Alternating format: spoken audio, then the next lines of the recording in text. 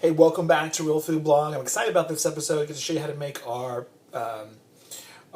dough for our pies, okay? And I've just modified a Martha Stewart recipe that you can get on Martha Stewart or on Food Network. And I've just did a couple different things to it, but the main thing that I've done is I use equal portion parts of butter to Crisco, okay? The Crisco will give the dough the flaky texture. The butter will make sure it has the flavor. So that's just a trick to that. The other trick is they got to be ice cold. The butter is cut up and the Crisco is ice cold right now to add to this. The other thing you need to have is actual food processor for this, because you don't want to work it less with your hands as you can, because your hands are warm. You want to keep the butter ice cold, which is why we're using ice water as well with this recipe. So we've got just 2.5 cups of flour in here, a teaspoon of salt, tablespoon of sugar, and to that we're going to add in the butter in batches, right? And then we're going to stream in the ice water to keep the dough really cold, okay? That's what we're going to do. So I've got that in here already. So what we're going to do is start combining the butter, okay, until it resembles like a coarse meal, okay? So I've got my shortening that we're going to add, okay?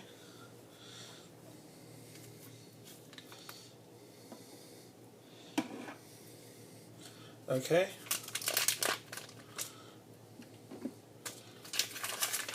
And you can add it all at once because you're using the processor, okay? Let's get that in there.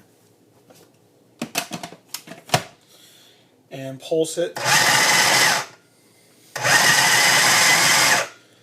for about 10 seconds.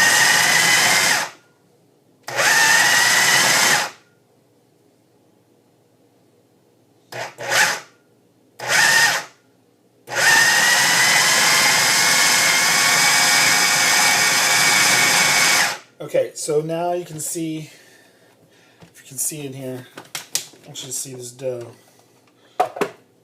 See how it resembles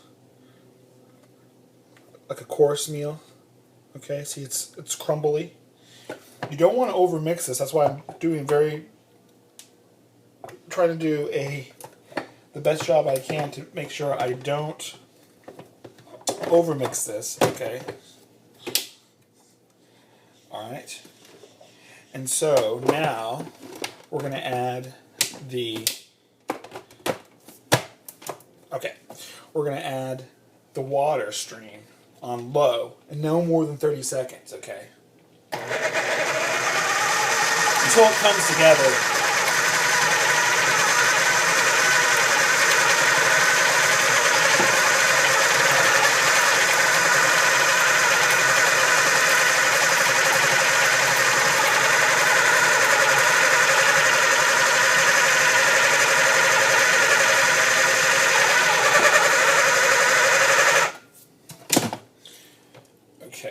Okay.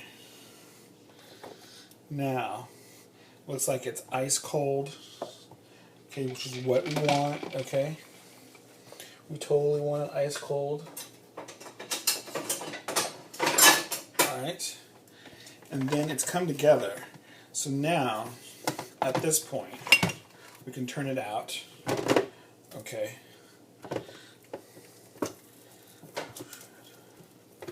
Alright. And should be lightly floured surface. We're going to make it into a disc, like so. Okay? You can see that on camera. And then wrap it in some plastic wrap, and then we're going to refrigerate this for 30 minutes. Okay, and then we can finish rolling it out. Okay, but that's what we want to do. Okay, and then right here we'll show you the next step on Real Food Blog. Okay, now for the filling, we're using Granny Smith apples, about 3 pounds. Okay, and one of the keys while you're doing this, while you're cutting up your apples, is to either toss them in some lemon juice.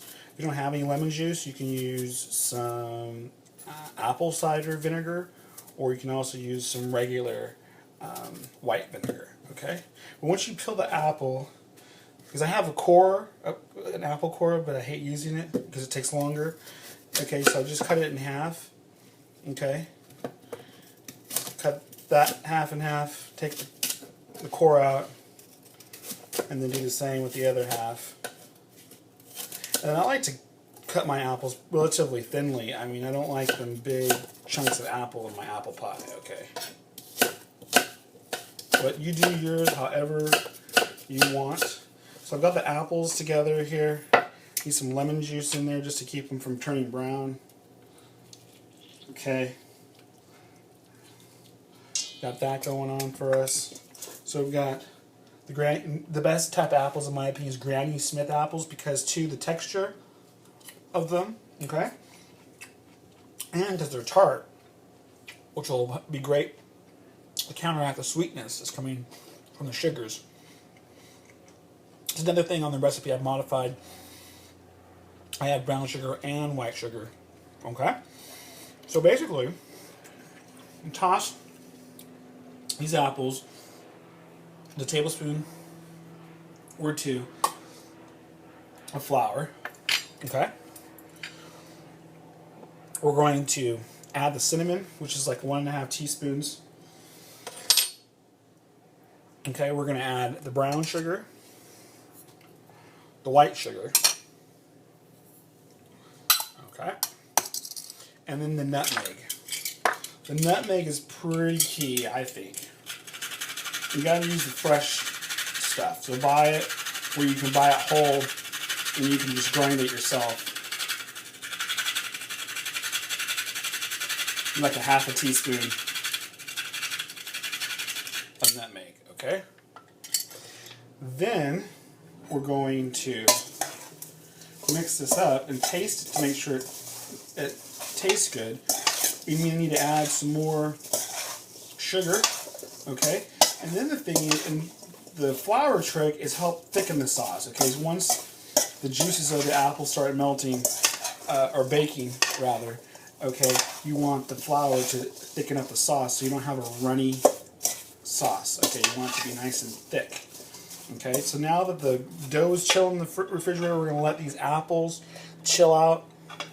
By the time they're ready to actually assemble the pie, the dough should be ready. We'll take it from there. Okay, so I've taken the dough out, I've divided it in half, and then put it back in to cool some more. I've got the bottom crust in, the apples in the baking dish, and now I'm going to roll out the top layer, okay, of the dough, which is probably the most important part of this, because you want it to sit properly. Okay, so wish me luck here. Good luck.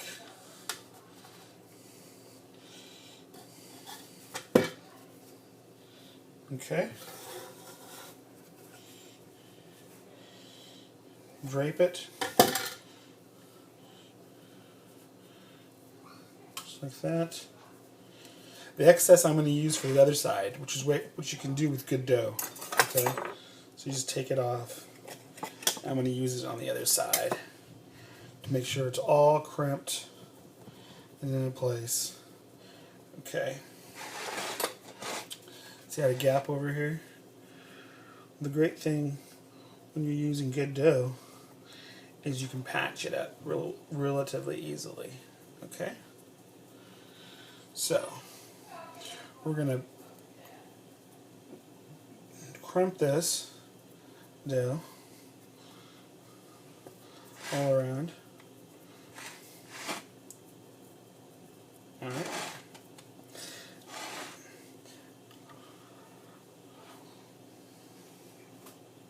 and then it is going to be delicious. Bake it 375 for about an hour, and it'll be delicious right here on Real Food Blog.